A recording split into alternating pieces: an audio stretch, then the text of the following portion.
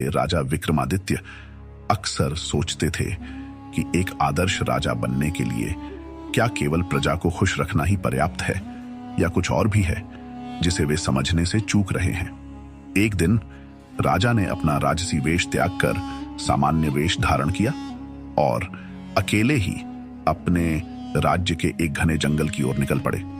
वहां उन्हें एक बूढ़े साधु मिले जो एक वृक्ष के नीचे तपस्या कर रहे थे। साधु की आंखों में दिव्यता और चेहरे पर गहरी शांति थी। राजा ने सोचा कि यह संत उनकी जिज्ञासाओं का उत्तर दे सकते हैं।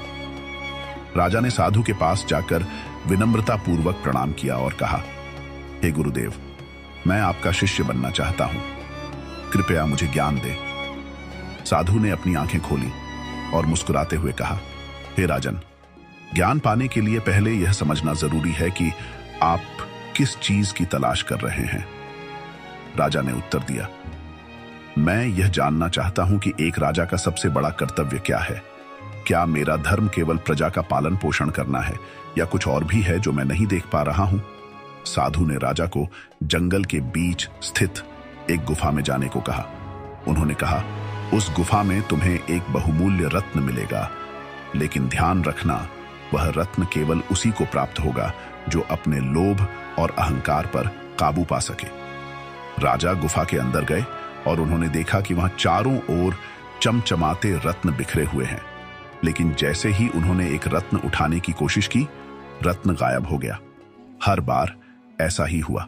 अंततः उन्होंने अपनी आंखें बंद की और अपनी इच्छा को त्यागते हुए केवल अपने कर्तव्य के बारे में सोचना शुरू किया। तभी एक दिव्य रत्न उनके सामने प्रकट हुआ। राजा ने रत्न साधु को सौंपा। साधु मुस्कुराए और कहा, तुमने अपनी पहली परीक्षा पास कर ली, अब दूसरी परीक्षा के लिए तैयार हो जाओ। साधु ने राजा को एक गरीब गांव में भेजा जहां लोग भूख से पीड़ित थे।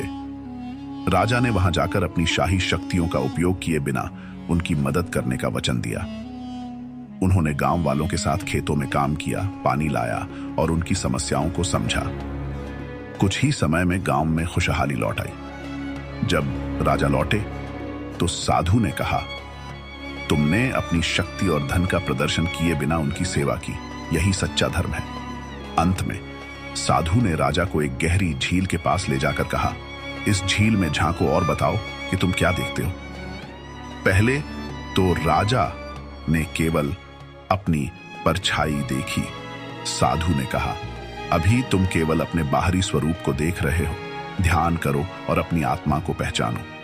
राजा ने ध्यान लगाया और महसूस किया कि उनका सच्चा कर्तव्य अपनी आत्मा को शुद्ध रखना है, जो उनके हर निर्णय और कार्य को प्रभावित करता है।